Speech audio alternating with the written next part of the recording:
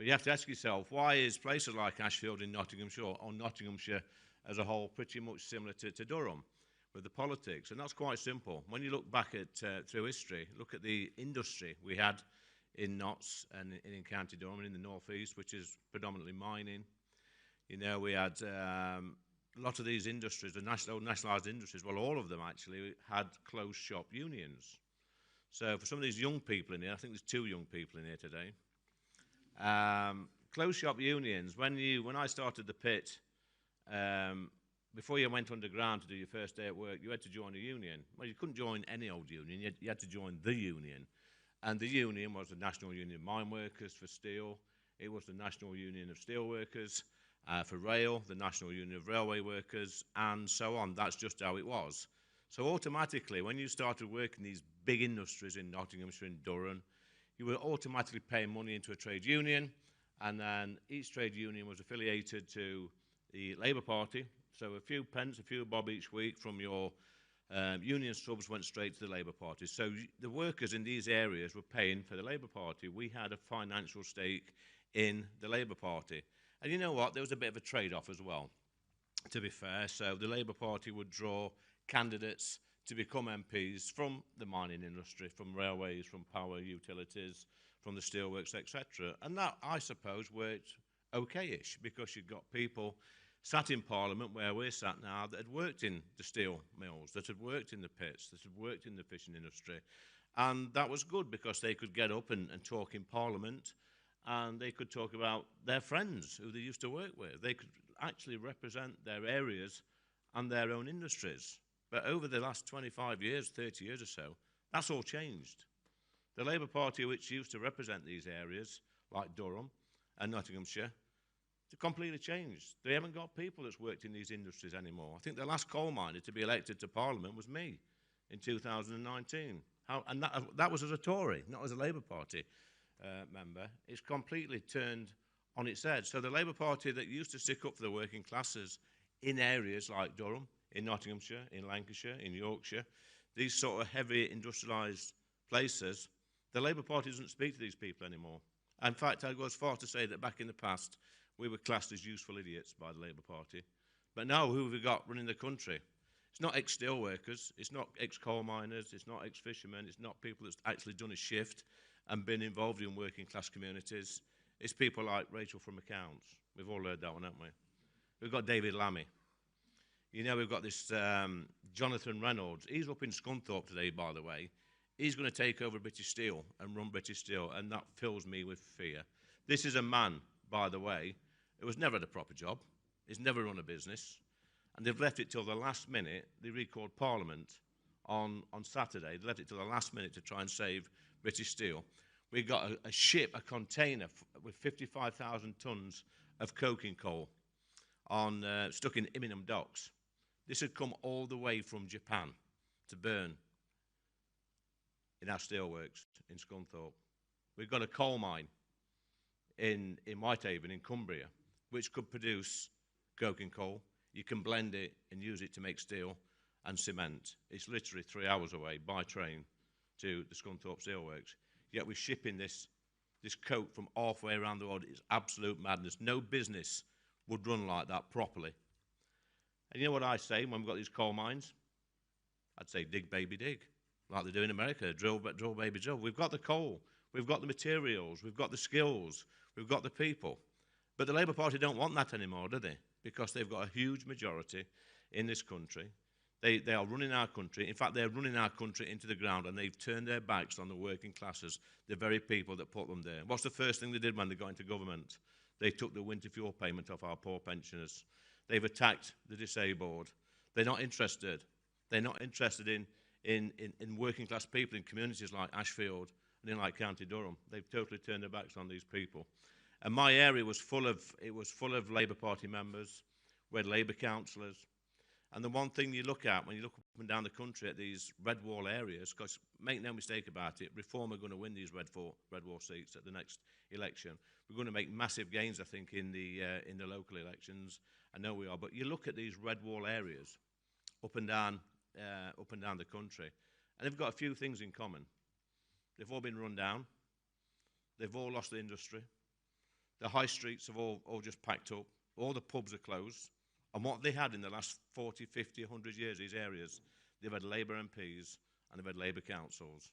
And the Labour Party, the Labour MPs now back in these areas, and they're doing more of the same. They're ignoring working class people. They got in because the Tory party was so bad. Reform UK came second in a lot of these seats, but the only reason they got in, like I say, is because the Tory party was so bad. And they're going to do more of the same. They're going to destroy these communities. I see them on the benches in Parliament. I sit there with Nigel and Richard and James, and you look at them and you think, what a clueless bunch of people these are. They've never had a real job in their life. They don't get out in the communities. Half of these MPs that's in the northeast, they could walk down the street and nobody would actually recognise them.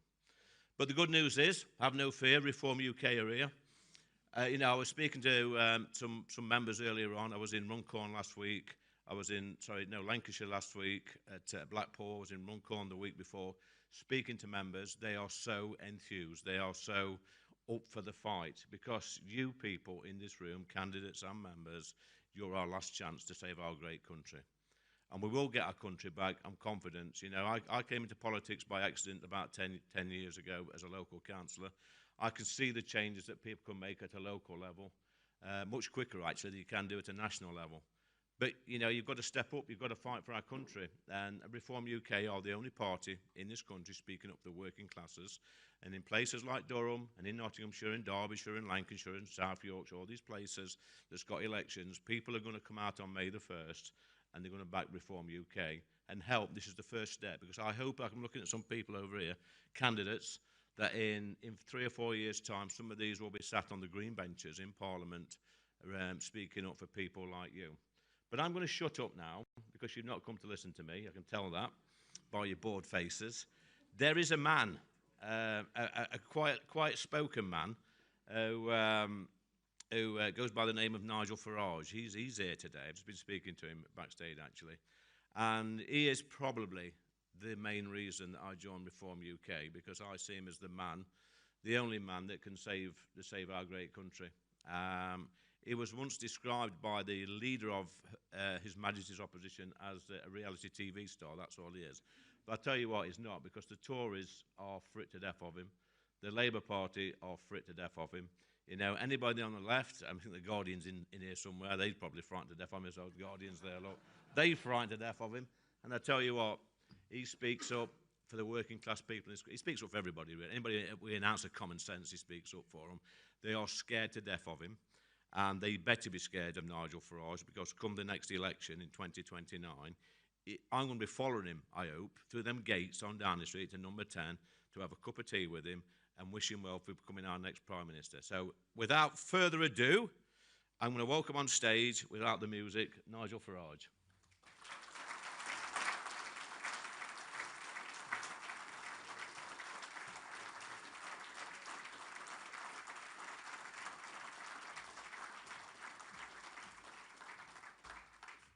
Good morning, everybody.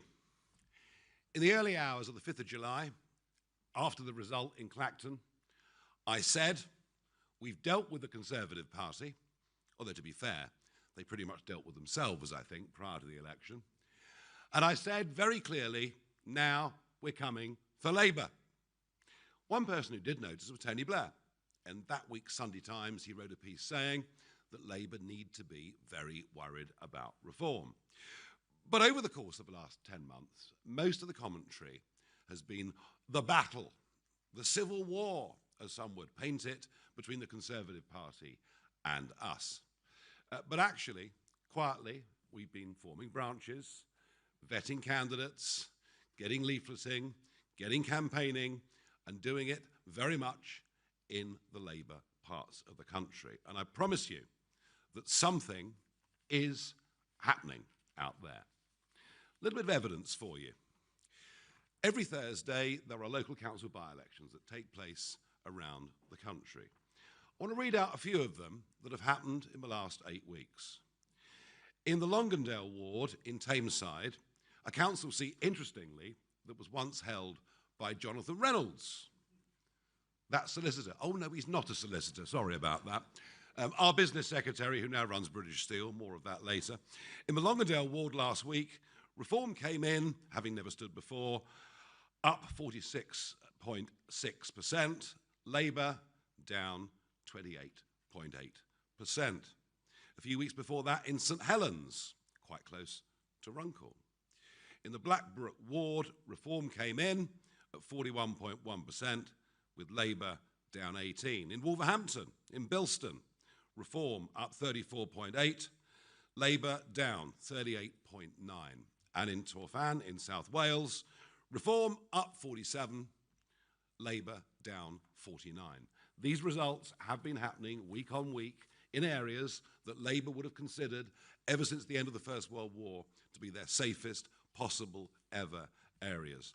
And I mentioned Runcorn because Runcorn is that kind of constituency. It is Labour's 16th safest seat in the United Kingdom. Well, I'm going to be there again on Thursday of this week, and all I can tell you is we're giving them one hell of a run for their money, and it's going to be, you know, I get it. They've got 10 times the number of staff we've got. They've got a lot more money than we've got. They've got a much bigger machine than we've got, but it is going to be, I think, incredibly close in Runcorn.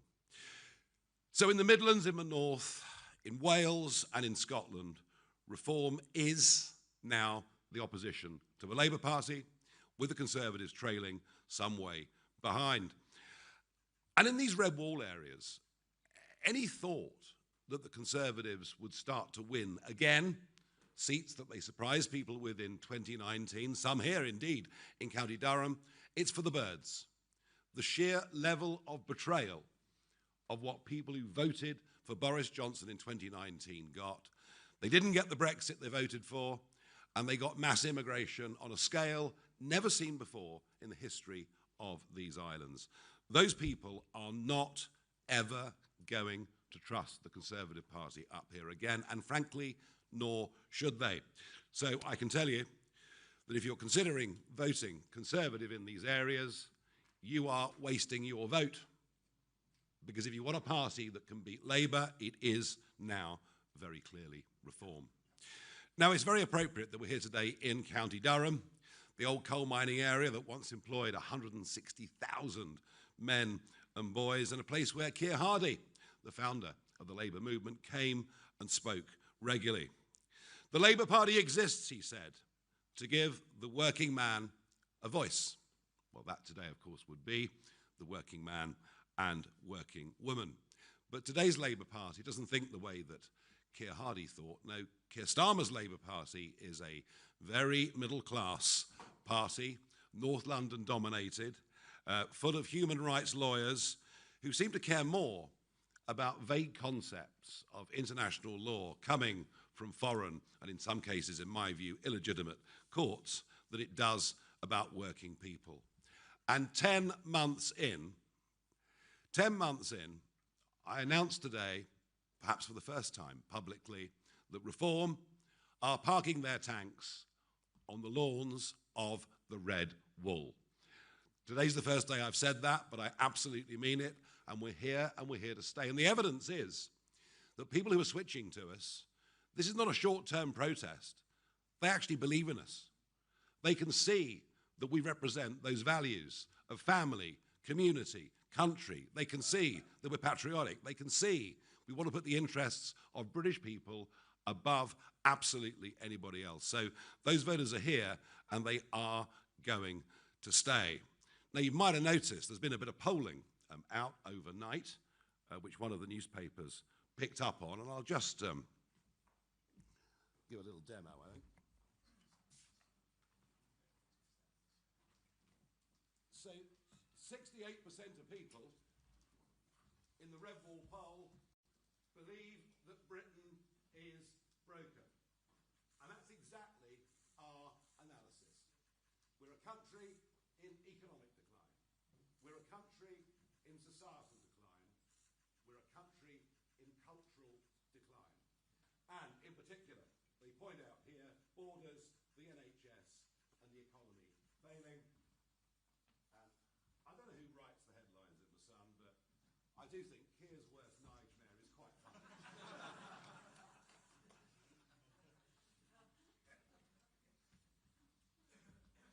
What if we go on like this? It'll be Nightmare on Downing Street, won't it? But there we are. What is really interesting here is if you look at that polling, that compares and contrasts where the parties are in the Midlands and the North compared to the 4th of July last year.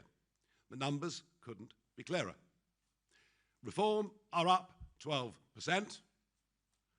and the Labour Party are down 12%. Our support is coming directly from people who have been, in many cases, lifelong Labour voters. And yeah, I get it, I understand it. Working people feel that they pay more and more tax, and yet in terms of the services they get at the other end, they get less and less and less. And they know we're in economic decline. They're not conned by GDP figures. Oh, GDP was up 0.1% this quarter, or 0.4, or whatever it is. But it's a completely false measure of how we're doing as a country. Why? Because gross domestic product measures the activities of all of us in a country. And if you pile in an extra 750,000 or an extra million people into a country, is it any wonder that your growth figures show that it's rising? But what does it mean for the individual? Well, let me tell you that gross domestic product per capita has fallen for 6 of the last 8 quarters. And I don't see any signs of that changing at all. In terms of social and cultural decline, well, it's Easter coming up, but you wouldn't know that listening to the BBC. You wouldn't even know that it was a Christian festival. It's as if we're almost embarrassed about what we are and who we are as a country. So, in the Red Wall and right across the North and the Midlands, Reform is currently polling on this opinion poll at 30%, with Labour at 27%, and the Conservatives on 22%. And I have to say, for us, that represents, I think, pretty astonishing progress in the space of just 10 months. And I'm very, very proud of the collective efforts of everybody that's been part of that. I said back on that day when I said we'd take on Labour, I also said that I would professionalise and democratise the party. And boy, with over 400 branches now set up around the country, we're really beginning to hit our stride. Now, the figures make it clear. In the Red Wall, a Tory vote is a wasted vote. If you want to beat Labour, you've simply got to vote for us. But there's other data in those polls that I think is equally significant and interesting. And in particular, change. Vote Labour, vote Keir Starmer for change. That was what they told us. And yet, if you compare and contrast who they think, these Red Wall voters, most represents change, they choose me over Starmer by 35% to 22%. That is a pretty astonishing gap. And I'd pick out one other stat, and I know the press have got the full readout, one other stat that I think is significant, especially for a Labour Party, and for me saying it here, in County Durham, represents working people. Which party leader best represents working people? And on that, I've got an 8-point lead over Starmer. As I say, something really is happening out there. Now, we've conducted this polling. We are thrilled with the results. Labour have known these results for a long time because they're constantly polling and they know what's happening, which is why the Labour lie machine is in full groove. We see it in the House of Commons every week. We're certainly seeing it in the by-election in Runcorn, and we'll see it, I'm sure, here in County Durham and elsewhere. They're digging up the old Russia conspiracy theory, which somehow people seem to be so fond of. The fact that I said once 12 years ago that I respected Putin as a leader but didn't like him, wouldn't want to live in the country, and have condemned him for the attack, the vicious attack on Ukraine. But somehow, the line that Starmer keeps coming out with is that we fawn over Putin. Outright lies. On the NHS, they're putting out literature saying, vote Reform, and they'll charge you 15 grand for a hip replacement. We've never, ever, ever suggested anything other that the NHS should be free. What worries us is all the tax money that goes in, how badly it gets spent and allocated. And I think with Britain is broken. Maybe the Prime Minister doesn't realise this, but the vast majority of us realise the NHS is not working as it was intended and needs radical reform. Of course, one of the problems is that 7.2 million foreign-born people have signed up with GPs in the last 10 years alone. Can you believe that? 7.2 million people extra. So don't be surprised if there's a big queue to get, an appointment with your local GP.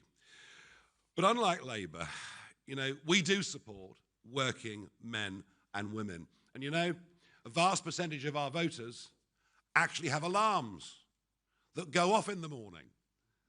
Yet, no, really, they get up and go to work. And they're beginning to ask themselves, why are we paying all this tax? What are we getting for it? I met four young blokes in a pub the other week. That probably won't surprise any of you. Four young blokes, Saturday evening, having a drink. They wanted to come say hello, quick chat, all at school together. I asked them, what do you do? Plumber, welder, plasterer. Hard-working guys that get up early in the morning. And they all said the same thing.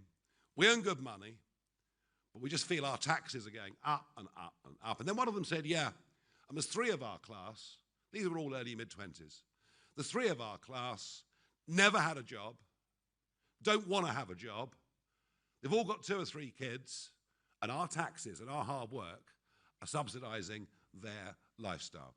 And this can't go on. This can't go on. Nobody is actually prepared to stand up and say, we must support working people, and we cannot go on with so many of our young people, frankly, choosing just not to work. So we're very much on the side of working people, and perhaps what happened in Scunthorpe last week rather sums it up. Now, Richard Tyson and I went up to the blast furnaces, not, by the way, an out-of-character thing for me to do, because I worked for 22 years in the metals business before getting involved in politics. And so many of the clients and customers that I had in those years have simply disappeared as we've watched British manufacturing decline to the most extraordinary degree. When Port Talbot closed in South Wales, government did nothing. When Redcar, just down the road, closed in 2015, government did nothing. In fact, government seemed pleased that by these plants closing down, it would reduce our annual CO2 emissions. So big victory. Not, of course, unless you think about it more deeply, because what happened to that steel production? Well, in the case of Redcar, it went to India. In the case of Port Talbot, it's gone to China. Both will manufacture that same steel and then will ship it back to the United Kingdom. We haven't cut our carbon dioxide emissions. We've exported our carbon dioxide emissions at the destruction of many local communities. I don't believe there would have been a Saturday sitting of Parliament if Richard Tyson and I had not been up to Scunthorpe and been greeted the way we were by those workers, especially in the local spoons afterwards. They actually felt there was someone speaking up for them. They actually felt there was somebody on their side. And that, I think, is why Labour did what they did. Where we go from here, I don't know. Although what a bizarre situation we've got this morning, where we're not quite sure where the coal is. The coal that we could have manufactured ourselves and mined in Whitehaven in Cumbria.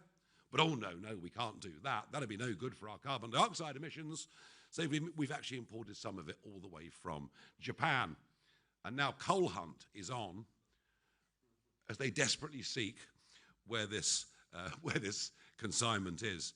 We're living through a period of net zero lunacy, something that the Conservatives signed us up to, wrote into law, and believed in as if somehow it was their new religion. And this, of course, now being followed up by Red Ed, who is the high priest of this, who is determined to cover our agricultural land in Chinese slave labor-made farms, solar farms, and to despoil as much of our coastline as he possibly can. But it's okay, Labour told us in the election, because vote for us, and with our energy policies, we'll bring down the average family bill by, do you remember this? £300. It's quite an attractive offer, wasn't it, to the electorate? As of the 1st of April, the average family bill hasn't fallen £300, it's risen by £281. Almost the complete opposite of what they said. And when you think that 10 million people, 10 million pensioners have had their winter fuel allowance taken away, and most of them because during their working lives they'd saved for a small private pension and therefore don't qualify for pension credit. So you get hit in this country when you work, but you also get hit as a working person even when you've retired, and they have to pick up that cost. We have the highest industrial energy prices in the world, and we're witnessing an industrial massacre. It's going on in chemicals, it's going on in refining, it's going on in cement making. We no longer produce aluminium in this country. Both of our major smelters have closed down, and steel is just one of a long line of these disasters. And I understand that industries through decades can change. Some become obsolete, and you need to find replacements. But we will be using steel. In fact, we will be using huge amounts of steel. After all, the Prime Minister seemed very proud of the big 40-acre theme park that's going to get built in Bedfordshire. Well, we're going to need tens of thousands of tons of steel for that, and I think we should be manufacturing that steel here, not importing it from China. And the same goes for the North Sea. Conservatives put exorbitant taxation levels on profits in the North Sea, which saw companies that in some cases had invested in the North Sea for up to 60 years go, and Labour, well, now are making life almost impossible. We should be self-sufficient in oil. We should be absolutely self-sufficient in gas, and we have to have energy in Britain, not that is intermittent and pushes us out to the edge when the lights almost went out at the end of January this year. We need to produce more energy and cheaper energy. 21st century living demands absolutely nothing less. And this is part of our strategy. Reform will re-industrialise Britain. And we'll have a proper, sound industrial policy, but it only works if we start producing enough of our own gas and oil and coal and all of those things. And we really, really believe in that. But when it comes to business, of course, Labour are completely and utterly clueless. 25 men and women in the cabinet, and not a single one has ever set up a private company. Not one. Seems almost unbelievable. Because we're not just on the side of those that work for big companies, we're very much on the side of those who struggle with IR35 rules, making it nightmarishly difficult for anyone that is self-employed. We're also on the side of the 5.5 million men and women that run small businesses that have been so badly hit by this most recent budget. And they felt for years, I mean, it was the Conservatives, of course, that pushed up corporation tax, which is what these small companies pay. The Conservatives pushed that up 30%. The Conservatives gave nothing on IR35, and the Conservatives did nothing on the quangos and regulators that make the lives of these people so miserable. Yeah, we believe in men and women setting up their own thing. We believe in people giving it a go, going out and trying to be successful, and we're very much on their side. And we're certainly on the side of hard-working family farms, people who work all the hours God sends in goodness knows what weather, whose average incomes are incredibly low, and yet the Labour Party has come for them in the most appalling way. I had a letter last Sunday from a lady, 90 years old, living in West Sussex. It had been a dairying farm, dairying business built up through generations, who said, my husband's died, my son Tim runs the farm, I'm now terrified that I won't live for 7 years. Because if I die within the next 7 years, he's going to have to sell off 20% plus of the land, and the whole thing becomes unviable. no doubt Ed Miliband wants those farms covered in solar farms and probably increased housing for an exploding population. But we're also on the side of those on low pay. And I think our biggest policy at the general election that we launched and we'll keep fighting for is, rather than the level at which we start paying tax being frozen the way it is year after year after year, we believe the most dramatic tax change that is needed is to lift the level at which people start paying tax to £20,000 a year. That will mean people on low pay genuinely will be a bit better off. But equally important, it will incentivize those on benefits who know that if they work for more than 16 hours a week, all their benefits will be taken away. It will incentivize them to get back to work. So I firmly believe that we are the party of working people. We respect working people, we want to help working people, and we notice that unemployment is now at a 4-year high. And I think through what will happen over the course of this summer is that in retail and hospitality, as a result of that budget, many, many people, especially young people looking for part-time work, will find they simply cannot get those jobs. And there are many other areas in which this government has completely failed people. Starmer told us he was going to smash the gangs. Remember that? I thought, well, that had about as much chance as working as hearing every year we're launching a war on the drugs gangs. Well, that hasn't worked very well, and this was never going to work very, very well. And channel crossings, so far this year, are over 40% higher than they were last year, and that's before we get the warm weather, and it's before the temperatures in the channel increase. So we're on for a record year. No sign of anyone crossing the channel being deported. Yes, the Labour Party have got rid of some overstayers, that is true, but nobody that comes is going to be deported because, and the Prime Minister made it very clear in only his second speech in the Commons as Prime Minister, he made it very, very clear how wedded he was to the European Convention on Human Rights, their associated court in Strasbourg, and the incorporation of all of that into the 1998 Human Rights Act. And as far as we're concerned, this is about sovereignty, just as the Brexit vote was about sovereignty, and we will leave the ECHR if we're in government. We'll repeal the Human Rights Act and stop our now somewhat corrupted judiciary from using this at every opportunity not to deport people. Unless we deport all of those that come illegally, they will continue to come. I can't give you legal immigration figures because they won't be out until June. It's quite likely that the numbers will be down, but still enormous. But remember, we're looking at the net.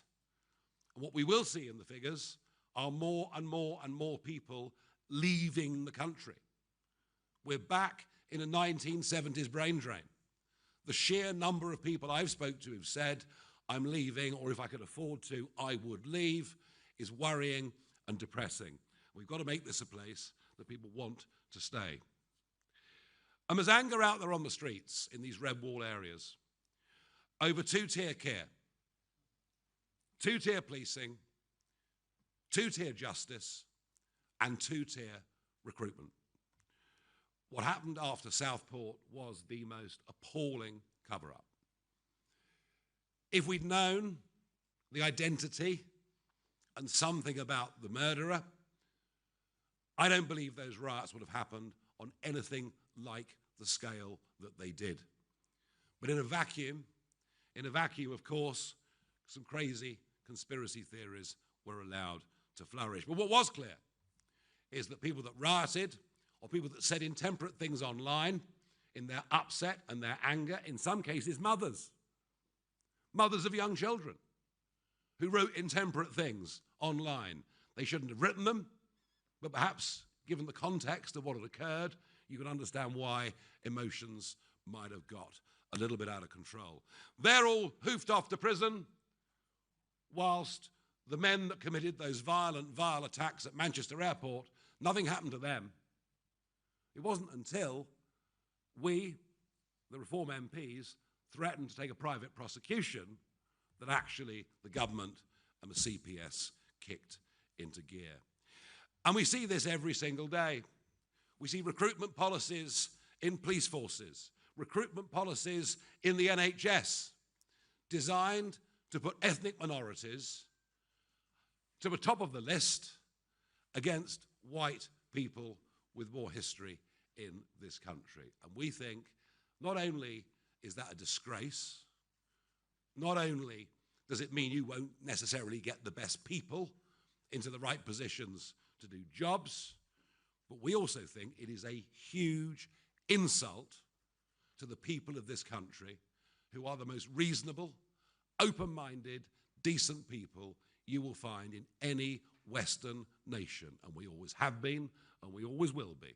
We do not believe in DEI and that madness in any way at all. But it's all part of the North London human rights lawyers being completely out of touch with ordinary folk, being completely out of touch with working people. And in our party, this reform people's army that we're building, and I'm seeing it every day as I go to, I was in Devon yesterday, I was in Gloucestershire yesterday, I was in Cornwall yesterday, I'll be in Lancashire tomorrow, Runcorn Thursday, and everywhere I go, I meet our candidates, I meet our activists, and it's really interesting. Some come from a centre-right background, some come from a centre-left background. It's not about left or right, it's about values. And it's about believing that our country is going down the tubes. It's about understanding that Britain is broken and that without the right leadership, without the right change of mentality, that I think most of us feel within a decade, it frankly won't be a place worth living in. And we are damn determined to turn this round. We fully intend to turn this round, and we're actually the most optimistic political party out there, because we believe we can and we will turn this around. Get that pendulum to come back in a different direction. Get the attitudes of people towards work, towards success, towards life, towards their community. We believe all of that can be turned around, and that is our historic mission. And I'm hoping on May the 1st that we will surprise you all with the results we get in the mayoral, the local, and indeed in the Runcorn by-election. We are the party of working people, and broken Britain deserves nothing less. Thank you very much indeed.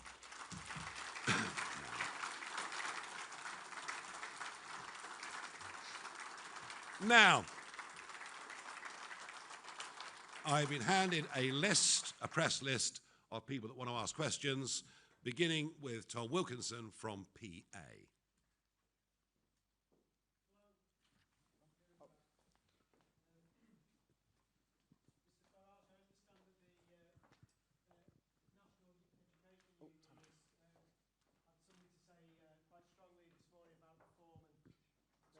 Saying that it's a racist party. Sorry. I don't know if you can hear me now. Yeah. I did hear you. I heard the question. For those that didn't hear, it was about the National Education Union, led by a self-declared Marxist, Daniel Kabidi, somebody who is absolutely determined that our children should be poisoned at school. Their minds should be poisoned about everything to do with this country, its history, what it stood for, and what it's fought for. And as far as reform's concerned, yeah, he is encouraging literally indoctrination of teenagers in our schools by telling kids that reform's a racist party, reform's a bad party, and kids that speak out against that face disciplinary action. And I get reports of this come in via email every single week. I'll make one thing very, very clear. If we win the 2029 general election, we will go to war with the National Education Union and all the left-wing teaching unions. People should be taught objectively, fairly, and should be taught critical thinking, where kids can make their own minds up what they believe and not be indoctrinated. I think the man is an absolute, total disgrace, and as you might be able to tell, it makes me pretty angry. Thank you. Michael Knowles from The Express.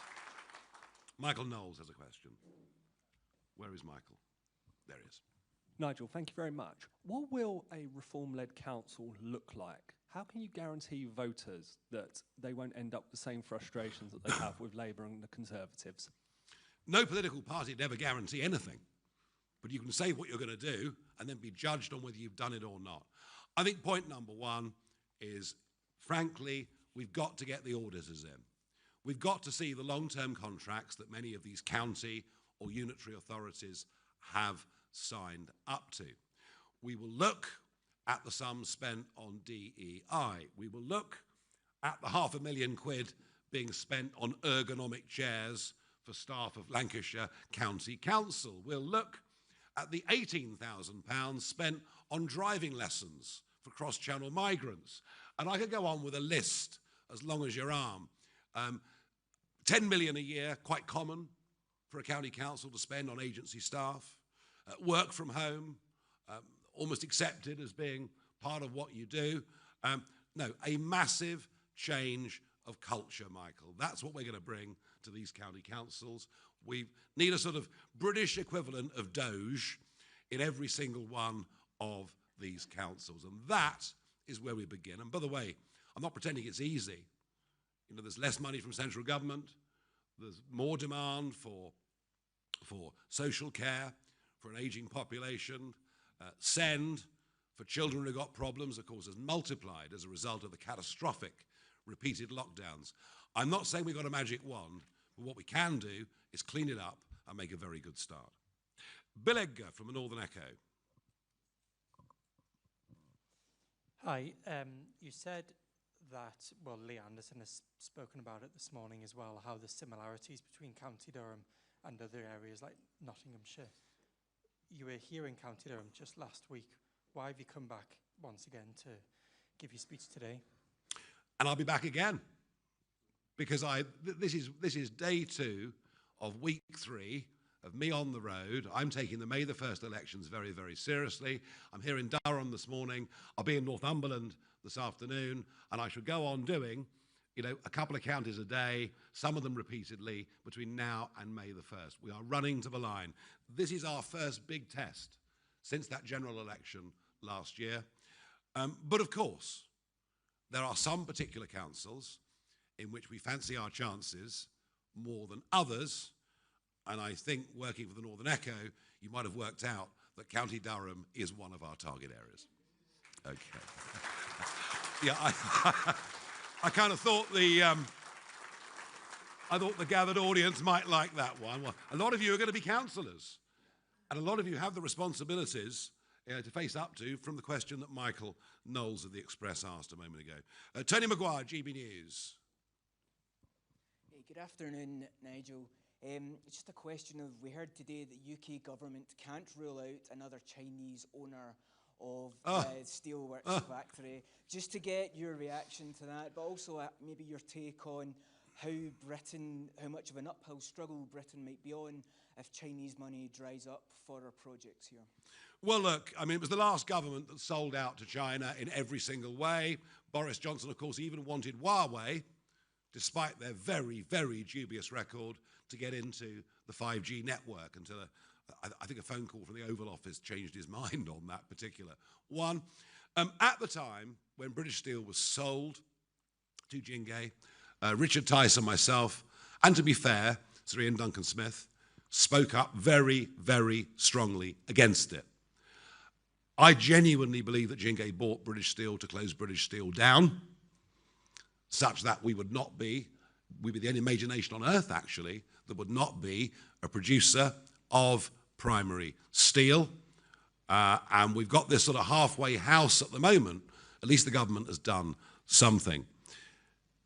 We have allowed China to get so deep inside our critical infrastructure, so deep inside our universities and elsewhere. And it's the Tories what done it, but it's Labour that are continuing with it. And we need a completely different rethink. And you know what? If that means less investment from China, then frankly, so be it. I don't want China in our nuclear industry. I don't want China in our telecoms. I don't want China in any of our critical infrastructure. They have increasingly, over the last decade, become a nation that is not a friend of ours in any way. So the answer to your question is, we'll live with it and we'll find alternatives. Thank you. Dominic Penner, Telegraph. Thanks very much, Nigel. You have said that you want to nationalise British Steel, actually outflanking Labour on the left versus their preferred plan. Are there any other industries that you'd want to nationalise? And just quickly on the bin strike in Birmingham, what's your message to A, Unite, and B, Birmingham City Council? Yeah, well, look, the reason that Richard and I called for nationalisation, because we were there on Tuesday and we realised there were only 3 working days, 3 normal working days left to get the orders in for the iron and the coal. Otherwise, those blast furnaces would close for good. And that's why we put the call out for nationalisation. It was that urgent.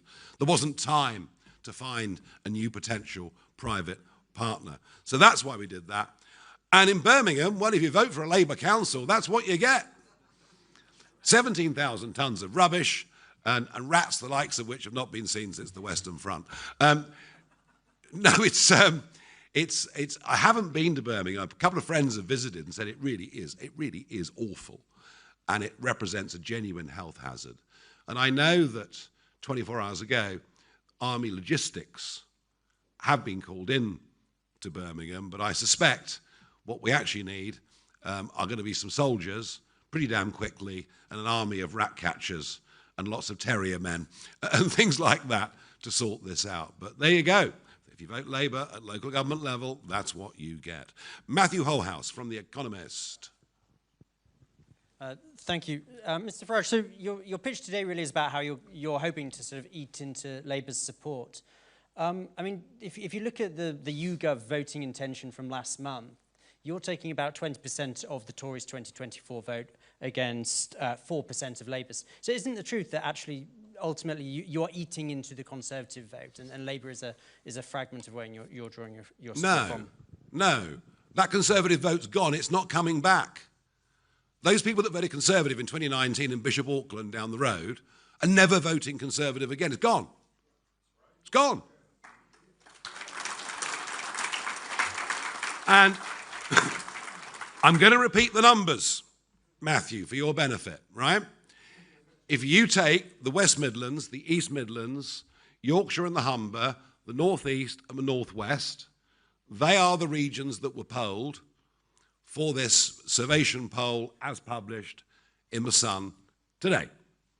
And what that shows is since the last election, since the 4th of July last year, we are, reform, up 12%, right? Labour is down 12%, and the Conservatives are virtually unchanged. I rest my case. Thank you. Let us go to Patrick Maguire of The Times. Nigel, we heard a pretty moving eulogy from Lee for trade unions earlier. Richard Tice was in the Commons wearing a trade union badge. You've been posing with unionised workers in Scunthorpe, but you've just slagged off the teaching unions. Yes. Where do you stand on trade unionism in this country? Are you now prepared to accept, you know, partnership with the trade unions if it means better working class representation for reform? We have to have a good partnership with the trade unions. I didn't slag off the trade unions. I slagged off a Marxist who was poisoning the minds of our kids and inciting violence against me and everyone that goes out and canvasses and campaigns for reform. That's very different. So, yeah, a pragmatic, sensible relationship between government and unions and companies is, of course, vital. No question about that. Harriet Simmons from Politics Home.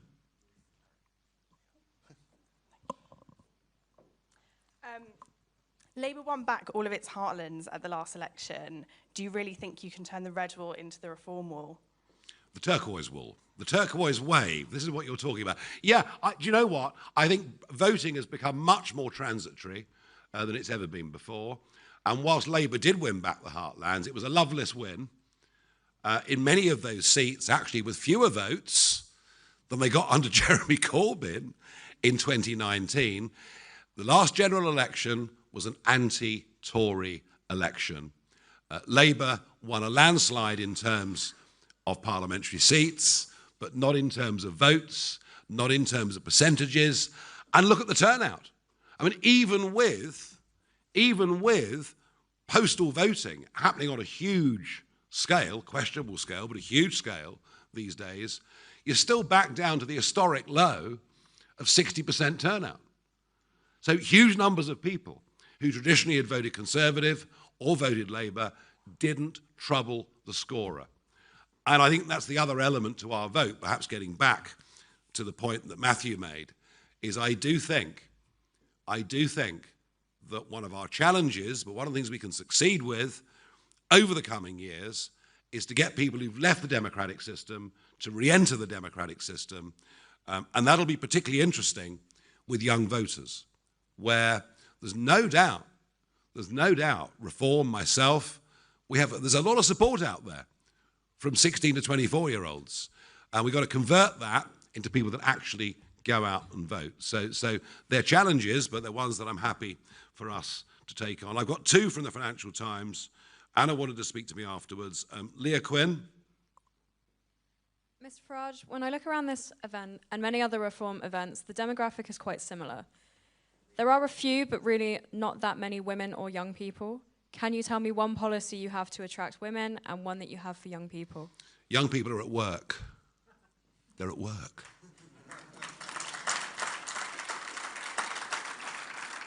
They're at work. And that's why they struggle. Normally, I do evening events, but I realise because of the press and the way you guys work in the middle of a campaign, rather than having 1,000 people tonight at 7 o'clock, we have 100 people and you guys at lunchtime, and it works for everybody. So our young people are at work. What I've been very struck by is just how young some of our candidates are around the country. Very, very young. We've even had an 18-year-old elected for district council in Kent recently. He's now going for county as well. So no, a lot of young people putting forward and standing for us. On the male-female thing, interesting. If you look at our general election score of 4.2 million, you see male, female, 58% male, 42% female, right? Why is that? I think because men tend to instinctively say, I like that, I'm going to go for it. And women are a little bit more cautious. So well, hang on, let's just, think about this. It's why men make more mistakes than women generally in life, I think. But what's more interesting is if you look at what's happened between then and say the 12% increase here in the Red Wall or the increase across the country, then what you see, and there's some actually we can give you the stats on this after the event. There's been some quite deep polling research done on this. If you look at the new support that's come to Reform since the general election, it's now literally bang on 50-50. And I'll give you all of those numbers, I promise. Right, we're going to keep moving. Lucy White from Bloomberg. Hi, Nigel. You and Lee Anderson have both spoken about wanting to revive heavy industry in the UK. My family are actually also from Lee Anderson's constituency. A lot of them are still there. The truth is that, a lot of those industries were dangerous. They caused sickness in many families. They caused deaths in many families. Is this really the way forward that you see for the UK? And do you not hope for more lucrative and perhaps safer jobs for the British people? Lucy, none of these heavy industries, as you describe them, have a hope without cheaper energy. And indeed, some of the modern industries, such as the big data banks, you can't even build in Britain. We don't produce enough energy. If we weren't importing 12% of it every day from either Norway or from Northern Europe, the lights would go out every day. So we have to have more cheaper energy, both for old industry, but also for the new tech industry as well. And of course, I take your point that some of the old heavy industries were dangerous, but then construction, which is vital, is also quite dangerous. I fully understand that. I'll finish on this point. We have not been living through an international situation as dangerous as this, as potentially dangerous as this, at any point in my lifetime.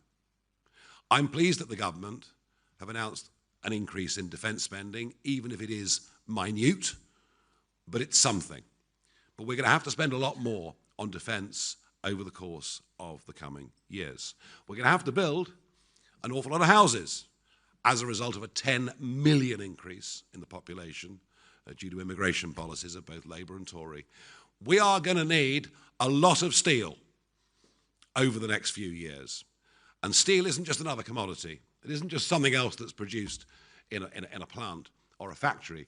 Steel is a vital strategic interest, and we have to have a steel industry. That's my answer to you. Thank you. I'm going to go to Chris Jepson of ITV Tyne Tees. Thanks, Nigel. You say you represent working people, but what do you have in common with voters here in the North East? You're a well-off former trader, but there's many working people here in this region that are struggling to make ends meet.